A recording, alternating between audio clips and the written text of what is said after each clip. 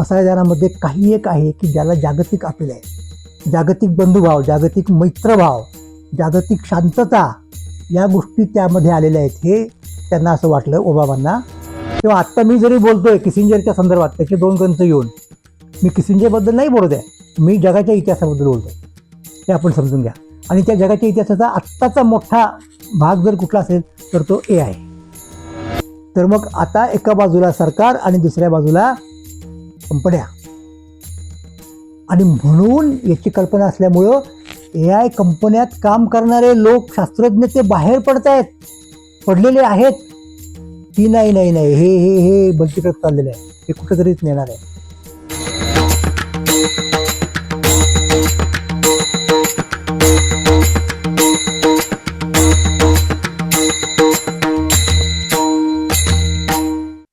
नमस्कार, मी सदानंद मोरे. आळंदी ते silicon valley via Nevasa या दिंडीमध्ये आपणा सर्वांचं स्वागत करतो. आणि आजच्या या प्रसंगाची सुरुवात ही एका हिंदी सिनेमातल्या गाण्याने करतो. ते गाणं म्हणजे 1949 मध्ये आलेला सिनेमा एक थी लडकी त्याच्यातलं आहे. आणि त्याच्यात नायिकेचं काम केलं होतं, जिला मीना शौरी म्हणून ओळखायचे त्या अभिनेत्रीने. आणि गाणं म्हटल्यामुळं ते संगीत दिलं होतं संगीतकार विनोद याने. आता विनोद हे फार नंतरच्या काळात त्यांची कारकीर्द अल्प ठरली पण तो वेगळा मुद्दा आहे. पण गाणं त्यावेळेला फारच गाजलं. किती गाजलं असेल की त्यावेळच्या बाकीच्या सगळ्या गाण्यांना, गीतांना त्यांनी जणू काही ओव्हर शॅडो म्हणतो आपण इंग्रजीमध्ये, म्हणजे त्याचाच सावट सगळीकडे, दुसरा काही आवाजच नाही. तर त्याच्यावरती आपले प्रसिद्ध कवी मंगेश पाडगावकर यांनी एक गाणं रचलं होतं किंवा कविता केली होती काही म्हणा. ती कविता अशी होती की आता काळ बदललेला आहे आणि आता तुम्ही पूर्वीचा जो तुमचा जयघोष होता, रुक्माईवर बाप्पा, तो विसरा रुक्माईवर बाप्पा, आता ओठा ओठावर लारा लप्पा लारा लप्पा. तर ते लारा लप्पा लय लय लय असं ते गाणं होतं. आणि ते खूप त्या काळात गाजलं होतं, इतकं की पाडगावकरांना असं वाटावं की महाराष्ट्रातले लोक आता पुंडलिक वरदा हरी विठ्ठल वगैरे हे जे असतं की नाही आपलं वारकऱ्यांचं, ते विसरतील आणि सगळीकडं लारा लप्पा सुरू होईल. आता या गोष्टीला 75 वर्ष होऊन गेली. 1949 म्हटल्यानंतर आज आपण बघतोय की विचारा कोणाला, लारा लप्पा माहिती आहे का रे तुला गाणं? मीना शौरी माहिती आहे का रे? संगीतकार विनोद माहिती आहे का रे? बहुना एक थी लडकी नावाचा सिनेमा येऊन गेला माहिती आहे का? याची उत्तरं बहुतांशी नाही अशी येतील. अर्थात जर तो माणूस सिनेमाचा अभ्यासक असता तर गोष्ट वेगळी. पण रुक्माईवर बाप्पा मात्र अजून चालू आहे. त्याला कुणी धक्का नाही लावू शकलं. ते तात्कालिक फेज असते, एक कुठली तरी येते आणि जाते. परंतु तो जो महाराष्ट्राच्या प्रकृतीचा गाभा आहे आणि तो कसा आहे मी तुम्हाला सांगितलं की तो आंतरराष्ट्रीय वैश्विक अशा प्रकारचा आहे. त्याचं अपील जे आहे. आणि म्हणून मी असं नक्की म्हणू शकतो की आपल्या या आळंदी ते सिलिकॉन व्हॅलीच्या दिंडीमध्ये आत्ता नवे वारकरी सामील झालेले आहेत. आणि त्यातला एक वारकरी चक्क अमेरिकन आहे आणि दुसरा वारकरी अमेरिकेत स्थायिक असणारी तमिळनाडूमधली एक मुलगी आहे जी स्वतः गायक आहे. आणि तो वारकरी तो काही साधासुद्धा नाही, तो अमेरिकेचा माजी राष्ट्राध्यक्ष आहे, त्याचं नाव बराक ओबामा. आणि ही जी मुलगी आहे तिचं नाव गानव्या दोरायस्वामी. आता कशासाठी त्यांची नाव घेतली मी आणि त्यांना वारकरी मी काय म्हणून म्हणालो, तर गानव्या ही गाणी गाते, तिच्या नावातच तमिळ आहे, तिच्या नावातच गाणं आहे खरं तर. आणि गाते म्हणजे वेगळ्या प्रकारचं तिचं एक ज्याला काय म्हणतो आपण शब्द आहे, तिचा बाज तो वेगळा आहे. म्हणजे कसं काय की ते एथनो म्युझिक ज्याला म्हणतो आपण, मग त्याच्यामध्ये आफ्रिकन आलं, त्याच्यामध्ये दक्षिण अमेरिकेतलं आलं, त्याच्यामध्ये एकूण ते सगळं पाश्चात्य म्युझिक आलं. आणि हे भारतीय संगीत, हे महाराष्ट्रीय, हे दाक्षिणात्य म्हणजे दक्षिण हिंदुस्थानी, ह्या सगळ्यांचा एक मेळ आहे. आणि कधी कधी लोक त्या प्रकारच्या गाण्यांना स्पिरिच्युअल जाज असंही म्हणतात. पण ते आपण बाजूला ठेवू. तर तिने काय केलेलं आहे माहिती आहे का, तिनं चक्क पसायदान गायलं. तिचा नीलम नावाचा एक नव्याने आलेला मला वाटतं डिसेंबरमध्ये झाला तो अल्बम आहे, त्याच्यात तिने गाणं पसायदान हे गायलं. आणि इतरही तिची वारकरी परंपरेतली गाणी आहेत, म्हणजे अभंग वगैरे आहेत. ते कोणते आहेत उदाहरणार्थ म्हणजे मी ऐकेल तुम्हाला म्हणतो, इंस्टाग्रामवरती एक हरिपाठातला अभंग आहे, आणि एके ठिकाणी तुकाराम महाराजांचा श्री अनंत मधुसूदना पद्मनाभा नारायणा हा अभंग आहे. आणि साथीला तिच्या पाश्चात्य वाद्य वगैरे असतात. आता हे मी का सांगतोय, अशा प्रकारचे अनेक गायकही तुम्हाला दिसतील पाश्चात्य जगामध्ये की ते भारतातल्या काही काही गाण्यांना चाली लावतात, ती गाणी म्हणतात. पण ह्या गाण्याचं वैशिष्ट्य वेगळं आहे. या गाण्याचं वैशिष्ट्य असं आहे की ते गाणं म्हणजे त्याला ते गाणं म्हणतात लोक, म्हणून मी गाणं म्हटलो. ते पसायदान म्हणजे आपल्याकडे ज्ञानेश्वरीतल्या समारोपाच्या ओव्या आहेत, ज्या ओव्यामध्ये श्री गुरूंना ज्ञानेश्वर माऊलींनी काही मागितलेले आहे. तर त्याचा समावेश ओबामांनी त्यांना आवडलेल्या यावर्षीच्या प्लेलिस्ट त्याला म्हणतो आपण, हे 5 गीतांमध्ये केलेलं आहे. आणि त्यामुळं हे सगळीकडे प्रसिद्ध झालं की ओबामांना आवडलेली गाणी कोणती, आणि मग ते का आवडलं याचाही मुद्दा आला ना. तर ते आपण पाहूच. पण मुख्य म्हणजे ही जी मुलगी आहे, मी तुम्हाला जिचं नाव सांगितलं गानव्या, तर ती न्यूयॉर्कमध्ये जन्मली. भारतात आले परत तिचे आई वडील, आणि इथं तिने काही शिक्षणाचं संगीत वगैरे घेतलं. तिच्या घरीच संगीत होतं, आईने काही शिकवलं असेल, वडिलांनी शिकवलं असेल. आणि इकडे तुकाराम गणपती महाराज म्हणून तमिळनाडूमध्ये कडियन्नलूर गावामध्ये त्यांचं काय म्हणूयात, मठ वगैरे म्हणणार नाही मी, परंतु एक वारकरी पद्धतीने चालणारी त्यांची शाळा वगैरे वगैरे आहे. स्वतः कीर्तन करतात, गातात. त्यांच्या अभंग गायनाचे कार्यक्रम आखाती देशांमध्ये, पाश्चात्य देशांमध्ये झालेले आहेत. मी स्वतः त्यांच्या त्या गावाला एकापेक्षा अधिक वेळा गेलेलो आहे. आणि त्यांना सुद्धा इथं माझ्याकडे जेव्हा विद्यापीठातल्या अध्यासनांचा चार्ज होता, मी त्याचा संचालक वगैरे, ज्ञानेश्वर अध्यासन, तुकाराम अध्यासन, तेव्हा त्यांना इथे बोलावून त्यांचे सुद्धा कार्यक्रम मी इथे आयोजित केले. ते पंढरीचे वारकरी आहेत, आणि नंतर ते बाबा महाराज सातारकर यांच्या फळात सामील सुद्धा झाले. तर त्यामुळं त्या मुलीची आई ही अशा पद्धतीने वारकरी आहे, आणि त्यामुळे तिला वारकरी संगीत माहिती आहे, त्यांना वारकरी चाली माहिती आहेत.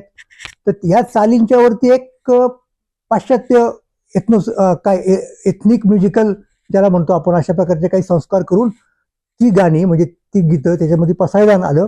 हे त्या गाणव्याने गायलं, ते ओबामांना आवडलं. हा मुद्दा आहे. आणि मी ते जे सांगत होतो तुम्हाला की आपली जी दिंडी आहे ती आपण आपला गौरव करायचा म्हणून नाही सांगत आहे काहीतरी, म्हणजे तिकडचं काहीतरी मग तिकडच्या लोकांनी आम्हाला किती, असा मुद्दा नाहीये. त्यांना त्या ठिकाणी वाटलं त्या पसायदानामध्ये काही एक आहे की ज्याला जागतिक अपील आहे, जागतिक बंधुभाव, जागतिक मैत्रभाव, जागतिक शांतता, या गोष्टी त्यामध्ये आलेल्या आहेत. हे त्यांना असं वाटलं ओबामांना, आणि म्हणून त्यांनी त्याचा समावेश केला. आणि आपण त्याच दिशेने आता चाललेलो आहोत. आपली जी दिंडी म्हणतो आपण, हा जो प्रवास आहे, ही जी यात्रा आहे काही म्हणा, तिच्यामध्ये तो आपला एक, म्हणून तर आपल्याला आपण ज्ञानेश्वर महाराजांच्या जवळ बसलेलो आहोत या ठिकाणी, आणि त्यांच्या वचनांच्या, तुकोबांच्या वचनांच्या आधारे आपली वाटचाल योग्य दिशेने आणि योग्य ठिकाणी होणार आहे, याच्याबद्दल शंका घ्यायचं काही कारण नाही. तर आता एवढं मी तुम्हाला गानव्याच्या बद्दल सांगितलं, मला असं वाटतं ते पुरेसे आहे. आणि मग आता आपल्याला कुठे जायचं आहे हे मी याची सुरुवात केली. आपला तो जो मुद्दा आहे की हेनरी किसिंजर यांना मध्यवर्ती आपण ठेवलं, खरं तर त्यांच्या त्या 2 पुस्तकांना, आणि त्या पुस्तकाच्या अगोदर, त्या पुस्तकाच्या नंतर काय झालं, म्हणजे त्या दुसरं पुस्तक जे आहे त्याच्याही अगोदर आणि त्याच्याही नंतर, हे जर आपल्याला असं आर्टिक्युलेट करता आलं की नाही, तर आपण सगळा AIचा इतिहास पाहिला, हा त्याचा अर्थ होईल. आणि हा एक वेगळा प्रयोग आहे. हे वेगळं आपण एक वेगळं मॉडेल या ठिकाणी इतिहास लेखनासाठी घेतलंय. जसं मी महाराष्ट्राचा तुकाराम केंद्रित सांस्कृतिक इतिहास लिहिला, तुकाराम दर्शन त्याचं नाव आपल्याला माहिती आहे, की तुकोबांना केंद्रस्थानी ठेवून जर तेव्हापासून आतापर्यंतच्या सगळ्या प्रकारच्या लोकांनी, संस्थांनी, चळवळींनी त्यांना दिलेला प्रतिसाद जर आपण असं मांडत गेलो, तर त्यातनं आपल्याला महाराष्ट्राचा एक वेगळा सांस्कृतिक इतिहास मिळतो. हा तुकाराम केंद्रित महाराष्ट्राचा सांस्कृतिक इतिहास, तुकाराम दर्शन. त्याच्यानंतर मी लोकमान्य ते महात्मा हे जे पुस्तक लिहिलं, 2 खंडामधला ग्रंथ आहे तो. त्याच्यामध्ये काय केलं होतं की अरे आता आधुनिक काळात ब्रिटिशांच्या राजवटीमध्ये महाराष्ट्राचा इतिहास हा एककेंद्रित पद्धतीने सांगता नाही येणार, तर आपल्याला त्यासाठी 2 केंद्र सापडतात. म्हणजे तो एलिप्टिकल ज्याला म्हणतो आपण, लंबवर्तुळाकार, त्या मॉडेलमध्ये त्या प्रारूपात त्याला बसवता येतं. आणि मग त्या लंबवर्तुळाला 2 केंद्रक असतात, ज्याला फोकी म्हणतो आपण, फोकस आणि फोकी, 2 म्हणजे अनेक क्वेश्चन त्याचं. तर एक त्याचं केंद्र किंवा केंद्रक हे लोकमान्य टिळक आहे, आणि दुसरं केंद्र त्याचं हे महात्मा गांधी आहे. आणि या भोवती आपण सगळा हा इतिहास सांगू शकतो, विशेषतः स्वातंत्र्य लढ्याचा, आणि तो त्या ठिकाणी सांगितला. आता इथे सुद्धा व्यक्ती एक आहे, ती म्हणजे हेनरी किसिंजर. की जिचा समावेश मी संपूर्ण आधुनिक काळाचा प्रतिनिधी म्हणून केलेला आहे माझ्या एकूणच लिखाणात. मी जे सकाळमध्ये आता लेख मला लिहित आहे विश्वाचे अर्थ, त्याच्यात मी जे 3 व्यक्ती, महान व्यक्ती ज्यांच्या भोवती आपण काही सांगू शकतो, ज्यांच्या अनुषंगानं, कृष्ण, कन्फ्युशियस आणि किसिंजर. तर किसिंजरला व्यक्ती म्हणून न ठेवता त्याची 2 पुस्तकं आपण ठेवली आणि त्यातला अर्थात एज ऑफ एआय पहिलं आणि दुसरं ती जेनेसिस. आता आपण एज ऑफ एआय पर्यंत आलो. इनफॅक्ट आता एज ऑफ एआयच्या अगोदरचा जो पेपर होता तिथून आपण सुरुवात केली होती.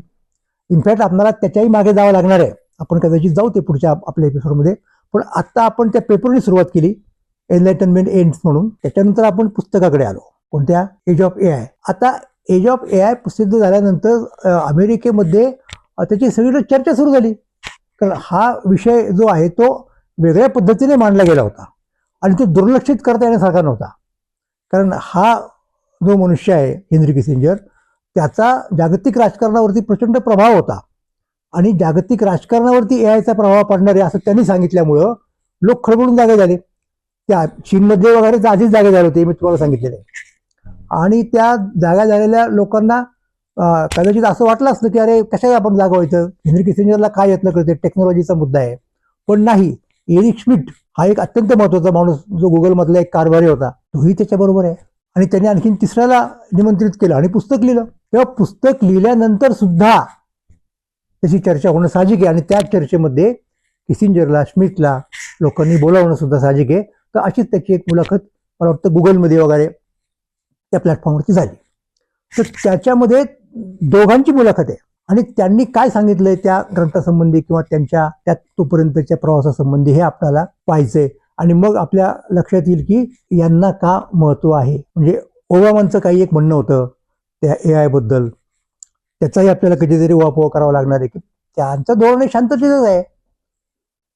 तपशिलात आत्ता जात नाही मी त्या, पण आत्ता मला हे पाहायचं आहे की या पद्धतीने हे काय सांगून राहिलेले आहेत किसिंजर त्यांच्या त्या मुलाखतीमध्ये. आणि अर्थात स्वतः एरिक श्मिट हे सुद्धा काय काय म्हणतायत. आणि मग त्यांना प्रश्न विचारला की हा तुमच्या लेखनासाठी महत्वाचा विषय का ठरला, त्याचं कारण काय, तुम्हाला आत्ता या वयात, म्हणजे 98 वगैरे त्यांचं वय त्या काळामध्ये, या वयात तुम्हाला असं का वाटलं. तर त्याच्यावरती त्यांचं जे उत्तर आहे ते उत्तर देताना त्यांनी स्वतःचा एक इतिहास सांगितला. आत्मवृत्तवादा म्हणता येणार नाही, फारच छोट्या काही गोष्टी सांगितल्या आणि आपल्याला त्या पाहाव्या लागणार आहेत नंतर जेव्हा आपण अणुबॉम्बच्या संदर्भात विचार करणार आहोत, अणुबॉम्बच्या संदर्भात, तेव्हा तिथे अपरिहार्यपणे किसिंजर येत आहेत. पण आत्तापुरतं हे पहा, ते म्हणाले की मी विद्यार्थी होतो. When I was an undergraduate I wrote my undergraduate thesis of 300 pages. आता मला सांगा, ग्रॅज्युएशन म्हणजे BA वगैरेची जी डिग्री असते, पदवी, त्यासाठी प्रबंध नव्हे निबंध सुद्धा म्हणतात, म्हणजे प्रबंधिका सुद्धा नव्हे, निबंधच पुण्यात एक डिझर्टेशन छोटं ते लिहायला सांगितलं आणि त्यांनी ते 300 पानाचं लिहिलं. काय त्याचं नाव, दी मिनिंग ऑफ हिस्ट्री. म्हणजे नुसता इतिहास नाही, इतिहासाचा अर्थ की जो लावण्यासाठी पाश्चात्य परंपरा केव्हापासून झटते आहे, फार महत्वाचा मुद्दा आहे.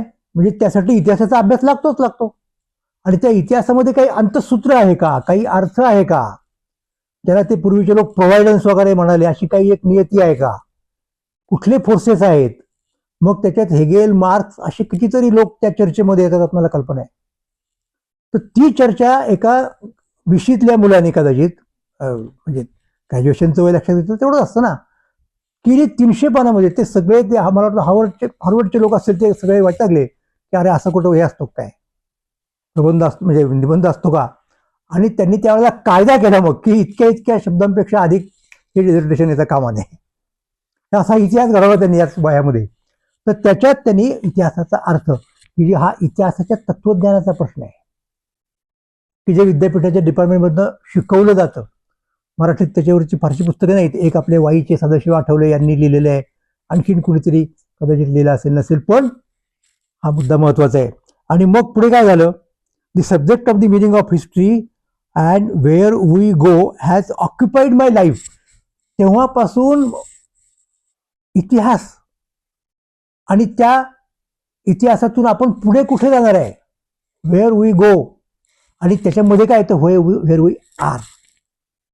म्हणजे हे माझ्या पद्धतीने मी परत रिफ्रेश करून सांगेन वाक्य, की विषय काय आहे त्यांच्या आयुष्यभरच्या विचारांचा, की where we were, from where did we start, where we are now, and where we will be, where we are going. असा तो संपूर्ण मानवाचे तिन्ही काळ, भूत, भविष्य आणि वर्तमान कवेत घेणारा विचार त्यांनी त्यांच्या आयुष्यभर केलेला आहे. ते युद्धबिद्ध हा आपण विचार करणार आहोत, तो मी सोडणार नाही, लक्षात घ्या. मला आमच्या काही मित्रांनी अशी सूचना पण दिली की तुम्ही उदात्तीकरण वगैरे करता की काय, ग्लोरिफाय करता काय किसिंजरला, अजिबात नाही. माझ्या स्वतःच्या मांडणीसाठी मी किसिंजरला आवाहन करतोय, लक्षात घ्या.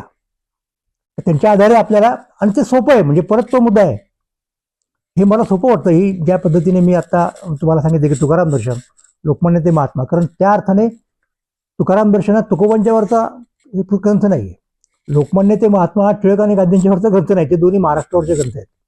तेव्हा आत्ता मी जरी बोलतोय किसिंजरच्या संदर्भात त्याचे 2 ग्रंथ घेऊन, मी किसिंजर बद्दल नाही बोलत आहे, मी जगाच्या इतिहासाबद्दल बोलतोय, हे आपण समजून घ्या.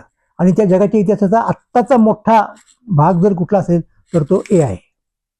हा मुद्दा समजून घ्यायचा आहे. म्हणून ते म्हणतात की त्यांनी माझं आत्तापर्यंत आयुष्य व्यापलं.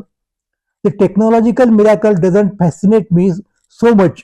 What fascinates me is that we are moving into a new period of human consciousness which we don't yet fully understand. सात्विक मुद्दा आहे झाला की एका माणसाच्या जाणीवेच्या नव्या इतिहासामध्ये आपण, इतिहासाच्या पर्वात आपण प्रवेश करतोय, की जे आपल्याला अजून समजलेलं नाही. लक्षात घ्या, आपण ते करतोय, त्याचा उपयोग करतोय, ते घेतोय. आता एक लक्षात घ्या, असं काही नवीन नाहीये. आता अशा अनेक टेक्नॉलॉजीज आहेत. उदाहरणार्थ आता समजा तुमच्या माझ्यासारखा एक सामान्य मनुष्य आहे, तो काय करतो, त्याला लाईट लावायची, त्याला माहिती आहे की दिव्याचं बटन दाबलं, स्विच त्याला म्हणतो आपण, तो ऑन केला की तिकडे लाईट लागते. आता ते बटन दाबल्यानंतर, तो स्विच ऑन केल्यानंतर ती लाईट कशी तिथे लागते हे मला समजून घेण्याची माहिती असण्याची गरज नाही. लक्षात घ्या, जे कोणी तज्ज्ञ असतील त्यांना माहिती असतं. लक्षात घ्या, किंवा त्यांना माहिती असल्यामुळे हे शक्य झालं ना पुढे. ही पूर्वीची टेक्नॉलॉजी. आता काय माहितीये का, आता AI मध्ये आपण अमुक एक डाटा दिला, असं अल्गोरिथम वगैरे काय असेल ते तिथे आहे, आणि त्याच्यातनं आपण काहीतरी माहिती विचारली, त्याने ती दिली, ती कशी दिली हे माहीत नाही. म्हणजे तुम्हाला आम्हाला तर माहित असेल तर कारणच नाही, पण तज्ज्ञांनाही माहित नाही. आणि AI पण सांगू शकत नाही. आपण मागच्या ह्याच्यामध्ये पाहिलं, तो म्हणतो की मी लार्ज लँग्वेज मॉडेल आहे, मला नाही माहिती, माझ्याकडे जाणीव नाहीये. पण जाणीव नसली तरी आता जाणीव सदृश काहीतरी आहे, ज्याच्या पाठीमागे माणसाची जाणीव आता अशी जाऊ लागलेली आहे. हा नवीन काळ नाही का, मग हे नवीन युग नाही का? हा युगांत आणि युगांतर 2 शब्द वापरायचे झाले तर, की अगोदरच्या युगाचं अंत, युगांत, आणि नव्या युगाची सुरुवात म्हणजे युगाचा प्रारंभ, असं नाही का? आणि मग मग मग या सगळ्या गोष्टींना आता काय म्हणूयात त्याला, जबाबदार कोण आहे? अशी एखादी व्यक्ती असू शकेल का? फार गहन प्रश्न आहे. असा कोणी युगंधर असू शकेल का? म्हणजे अलीकडची भाषा जर, अलीकडची म्हणजे सिनेमामुळे प्रसिद्ध झालेली वापरायची झाली तर, हा फार महत्वाचा प्रश्न आता या ठिकाणी किसिंजर उपस्थित करतायत. आणि हा जो नवीन मुद्दा आहे तो कॉन्शियसनेसचा आहे. when we say a new period of human consciousness, we mean that perception of the world will be different. आपल्याला होणारं जगाचं दर्शन, आपलं पाहणं जगाचं कळ, तेच वेगळं होणार आहे. at least as different as between the age of enlightenment and the medieval period. आता पहा बरं का, की किती फरक पडणार आहे, की तो पूर्वीच्या काळात तशा प्रकारचा एक फरक पडून गेला. इनफॅक्ट त्याच्यापेक्षा हा जास्त रॅडिकल आहे. तो कोणता फरक पडून गेला, की मध्ययुग ज्याला आपण म्हणतो की नाही, त्या मध्ययुगाचा अंत होऊन जेव्हा आधुनिक युग सुरू झालं असं आपण म्हणतो, विशेषतः पाश्चात्य विचारामध्ये, ज्याला एनलायटनमेंट हे नाव आहे त्या युगाला, की ज्याचा एंड आता औद्योगिक आहे असं याला भीती वाटते किसिंजरला. तर हे युग जे आहे अगोदरचं, त्याच्यात आणि त्यानंतरच्या युगात काय फरक पडला कॉन्सेप्ट जगाकडे पाहण्याच्या दृष्टिकोनामध्ये? यस, की अगोदरचं जे जग होतं ना, ते त्याचा दृष्टिकोन जगाकडे पाहण्याचा हात धार्मिक होता, रियालिटीकडे पाहण्याचा हात धार्मिक होता, रिलिजियस ज्याला म्हणतो आपण अशा प्रकारचा होता. आणि एनलायटनमेंटच्या काळामध्ये ते गेलं आणि तेव्हापासून जगाचं परसेप्शन हे बुद्धीच्या आधारे होऊ लागलं. मग तिथे सायन्सचा तुम्हाला उदय झालेला दिसतो, नवीन तत्वज्ञान तुम्हाला पुढे आलेलं दिसतं. हा महत्वाचा मुद्दा आहे. तर मग तसं आत्ता आहे की काय, in the enlightenment there was a conceptual world based on faith, श्रद्धेवरती होतं. And so Galileo and late pioneers of the Enlightenment had a prevailing philosophy against which they had to test their thinking. We can trace the evolution of that thinking. आता हे अगोदरच झालं की तेव्हा काही एक तत्वज्ञान होतं की त्या जुन्या तत्वज्ञानाशी मेळ खात नव्हतं, गॅलिलिओ वगैरे लोकांचं जे काय होतं ते म्हणणं, पण नव्या तत्वज्ञानाशी खात होतं ना, मेळ बसत होता. त्यामुळे आता ह्या नव्या तत्वज्ञानाशी ते टेस्ट त्याला ते त्या कसोटीवरती ते घासून घेतलं गेलं आणि त्याला खात्री होती की आपलं बरोबर आहे म्हणून. आता तशाच प्रकारचं शिफ्ट म्हणजे श्रद्धेकडनं बुद्धीकडनं, रॅशनॅलिटीकडनं, फेथकडनं रिझनकडे, असं ते युगांतर झालं. आता हे समजण्यासाठी दुसरं एक मॉडेल जर वापरायचं झालं, किसिंजर जे म्हणतात तेच मी पूर्वी उल्लेख केलेला आहे की थॉमस कुननी विज्ञानाच्या इतिहासामध्ये काय घडतं हे सांगताना पॅराडाईम नावाची एक कल्पना मांडली की आपण जसं समजतो की प्रत्येक वैज्ञानिक जणू काही स्वतंत्र असतो वगैरे वगैरे, असं काही नसतं. तर वैज्ञानिकांची म्हणून एक कम्युनिटी असते आणि त्या कम्युनिटीमध्ये ज्या संकल्पना, जे टेक्निक, ज्या मेथड्स प्रचलित असतात, मान्य झालेल्या असतात, त्यांच्याच चौकटीत नव्या वैज्ञानिकाला काम करावं लागतं. आपलं सगळं म्हणणं त्या चौकटीत मांडावं लागतं. तर हे पॅराडाईम, आणि त्याच्यामुळं विज्ञानाची प्रगती होते, ते पुढे जातं. असं होत असताना विज्ञानाच्या इतिहासामध्ये असा एक काळ येतो की नंतर पुढे आलेला एखादा प्रश्न त्याला समस्या, त्याचं जर उत्तर शोधायचं असेल तर त्या चौकटीत ते शोधता नाही येत. ती चौकट एक्झॉस्ट झालेली असते, म्हणजे तिची क्षमता संपून गेलेली असते.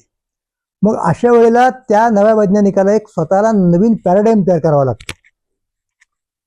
ओके, आणि म्हणजे त्याला आपण काय म्हणूयात की नियामक, तो संपूर्ण विचाराला नियंत्रण करणारा वगैरे वगैरे, आणि त्या प्रकाराला म्हणतात पॅराडाईम शिफ्ट. आता हे पॅराडाईम शिफ्ट नावाचं जे प्रकरण आहे ना, त्याचं उदाहरण म्हणून ते तत्वज्ञानाच्या विद्यार्थ्यांना माहिती असतं सगळ्यांना, कोपर्निकसचं द्यावं लागतं सगळ्यांना, आणि तो सगळ्यांना माहिती आहे की कोपर्निकसने काय केलं. कोपर्निकसच्या अगोदर असा एक समज होता सगळ्यांचा की पृथ्वी ही ग्रहमालेच्या मध्ये आहे, केंद्रस्थानी आहे, आणि बाकीचे सगळे ग्रह, ज्याच्यात त्यांनी सूर्याला पण धरलं होतं, पृथ्वीच्या भोवती फिरतात. आणि ही धार्मिक समजूत हीच होती. म्हणजे तेव्हाचे जे धर्म होते की नाही, म्हणजे ख्रिस्ती धर्म, इस्लाम, ज्यू, सगळ्यांना हेच मान्य होतं. आणि टॉलेमी नावाचा जो ग्रीक वैज्ञानिक होता, त्यानं भूगोल लिहिताना हा सिद्धांत गृहीत धरलेला होता. आता कोपर्निकसने काय केलं, कोपर्निकसच्या लक्षात आलं, म्हणजे तो ज्या तो टायको ब्राही हा त्याच्या अगोदर एक होऊन गेला, त्याला काय म्हणतो आपण ज्योतिर्गणिती, त्यानं खूप निरीक्षणं मांडली होती, कुठला ग्रह केव्हा कसा कुठे वगैरे वगैरे येतोय, गती कशी असते, त्याच्या सगळ्या त्याचा फायदा झाला रेकॉर्डचा याला. आणि चक्क टायको ब्राहीवरती आपल्या मर्ढेकरांनी कविता केली बरं का, म्हणजे मराठी कवितेला सुद्धा याचं वावडं नाही अशा प्रकारच्या, पण तो वेगळा मुद्दा. तर सांगायचा भाग असा आहे की कोपर्निकसनं सांगितलं की नाही असं नाही होत, सूर्य मध्ये आहे आणि पृथ्वी हा एक ग्रह आहे सूर्याच्या भोवती फिरणारा, इतर ग्रहांप्रमाणे, जसं बुध, गुरु इत्यादी इत्यादी. तर ही जी उलथापालथ आहे त्याला कोपर्निकन रिव्होल्युशन असं म्हणण्याची पद्धत आहे, कोपर्निकन क्रांती. म्हणजे पॅराडाईम शिफ्ट किती होऊ शकते रॅडिकल, कोपर्निकन क्रांती इतकी जणू काही ही एक महापॅराडाईम शिफ्ट आहे असं म्हणू शकतो आपण. किसिंजर जे सांगता येते की मध्ययुगामध्ये श्रद्धा नावाच्या गोष्टीनं नियंत्रित होणारा जो ज्ञानव्यवहार आहे, जी फिलॉसॉफी नियंत्रित करते सगळ्याला, तिच्यापेक्षा एक वेगळी कल्पना, वेगळा महापॅराडाईम तिथे आला, तो म्हणजे रिझनचा. आणि आता तुम्हाला त्या चौकटीत सगळं मांडावं लागणार आहे. तर तेव्हा जे काही घडलं त्याच्यानंतर दुसरं युगांतर अजून झालेलं नाही, ते आत्ता होण्याची शक्यता आहे. म्हणजे आत्ता आपण ज्याला रॅशनल म्हणतो, लक्षात घ्या, ज्याला रिझन म्हणतो की जे फेथपेक्षा, श्रद्धेपेक्षा वेगळे आहे, याच्यापेक्षा वेगळं काहीतरी ते काय आहे ते काय आहे हे अजून त्याच्यात काम करणाऱ्या लोकांनाच नीट समजलेलं नाही. आणि हाच खरा प्रॉब्लेम आहे. म्हणजे रॅशनलिस्ट लोक जेव्हा पुढे आले एक वेगळ्या पॅराडाईम घेऊन श्रद्धेला छेद देणारे, तेव्हा त्यांना माहिती होतं हे काय नेमकं. हा फरक लक्षात घ्या. तसं आत्ताच्या लोकांना माहीत नाहीये ते. कारण आत्ताच्या ठिकाणी त्याला गाईड करणारी फिलॉसॉफी नाहीये. तर हा मोठा चॅलेंज आहे की हे जे युग परिवर्तन होत आहे, नुसती पॅराडाईम शिफ्ट नाही, खरं तर त्याला मी माया पॅराडाईम म्हटलो, किंवा आता यांनी वापरलेला शब्द म्हणजे युग प्रवर्तन, युगांतर. त्या नव्या युगाचं तत्वज्ञान नाही आपल्याकडे आणि त्यामुळे आपण सैरभैर झालेलो आहोत. आणि आपली पहिली जबाबदारी जर काय असेल तो म्हणतो किसिंजर, मी सांगणार आहे तो काय म्हणतो ते, की त्याला अनुरूप अशा तत्वज्ञानाची उभारणी करणं. कोण घेणार स्वीकारणार हे आव्हान? प्रचंड अवघड आहे. आणि पूर्वीच्या काळात बघा कसं होतं की त्या प्रकारचं आव्हान स्वीकारून नवीन तत्वज्ञान मांडणारे जे कोणी रॅशनलिस्ट होते, एनलायटनमेंटवाले, त्यांना कोणाकोणापासून धोका होता? धर्म मार्तंड त्यांच्या विरोधामध्ये होते. मुद्दा लक्षात घ्या. आणि राजसत्ता धर्माच्या अधीन होती मध्ययुगात. ते पोप बीप वगैरे कुठे धोका जायचे त्यांच्या. आता काय झालंय? आता धर्मश्रद्धा अडवणार का याच्यात नाही येणार. मग आता कोण अडवणार आहे? अशा प्रकारचं तत्वज्ञान जर कोणी सांगायला लागलं, मुद्दे आहेत. एक पहिली गोष्ट अशी म्हणजे वेगवेगळ्या देशांची सरकारं, त्यांना हे हायजॅक करायचंय सगळं, कृत्रिम बुद्धिमत्ता, आणि आपल्या कामाला लावायची. एक म्हणजे सत्ता हे एक उद्दिष्ट आहे एका बाजूला, आणि दुसऱ्या बाजूला ज्या कंपन्या आहेत त्या कंपन्यांना नफा कमवायचा आहे. म्हणजे आता एआयचं तत्वज्ञान जर मांडायचं झालं की जे खरोखर पुढच्या प्रवासासाठी मार्गदर्शक ठरेल, हे मी नाही म्हणत आहे. म्हणजे मी तत्वज्ञानाचा प्राध्यापक म्हणून काही संबंध नाही या गोष्टीचा. मी अत्यंत तटस्थपणे किसिंजर काय म्हणतात ते समजावून सांगण्याचा प्रयत्न करतोय. तर मग आता एका बाजूला सरकार आणि दुसऱ्या बाजूला कंपन्या, आणि म्हणून याची कल्पना असल्यामुळं एआय कंपन्यात काम करणारे लोक, शास्त्रज्ञ ते बाहेर पडलेले आहेत की नाही नाही नाही हे हे हे बलतीकडे चाललेलं आहे, हे कुठेतरीच नेणार आहे. हा मुद्दा आपण समजून घेतला पाहिजे. आणि तो किसिंजर आणि स्वीट यांच्या मुलाखतीतून येतोय. अधिक कसा तो पुढच्या एपिसोडमध्ये पाहू. धन्यवाद. हे कसं होतंय बघा, आपल्या मानवी व्यवहारामध्ये आपण जमिनीची खरेदी करतो, आणखीन आपण विकत घेतो, विकतो, अनेक गोष्टी आपण करत असतो. आणि ते करताना आपल्याला समजा तितका वेळ नसेल वगैरे वगैरे, एंगेजमेंट असतील इतर, तर आपण काय करतो, ते अधिकार कोणाला तरी देतो. त्याला पॉवर ऑफ अटर्नी म्हणतात किंवा मुखत्यार म्हणतात. हे मुखत्यारपत्र आपण देतो आणि आपल्या वतीनं तो माणूस तो सगळे व्यवहार करतो. आता आपण ज्याला हे पत्र देतो, मुखत्यारी देतो, त्याचा इतिहास, त्याचा स्वभाव, तो काय करू शकतो, त्याची कॅपॅसिटी याचा आपल्याला अंदाज असतो, किंबहुना तो असल्यामुळेच आपण त्याला ते सोपृत करतो. इथे काय होतं माहिती का, की जर मानवतेने, अख्ख्या मानव जातीने आपली मुखत्यारी, आपली पॉवर ऑफ अटर्नी एआयला दिली, ज्या एआयचं आपल्याला कार्यपद्धती माहीत नाही, आपण ते प्रेडिक्ट करू शकत नाही कुठे जाणार आहे, काय करणार आहे, विश्वासार्हता तपासून पाहण्यात इतका अजून वेळ गेलेला नाही, आपल्याला तेवढी संधी मिळालेली नाही, इतकं ते फास्ट चाललेलं आहे. हे करणं कितपत योग्य आहे असंच या लोकांना, किसिंजर, स्मिथ वगैरे लोकांना म्हणायचं आहे. हे मी माझ्या पद्धतीने सांगितलं.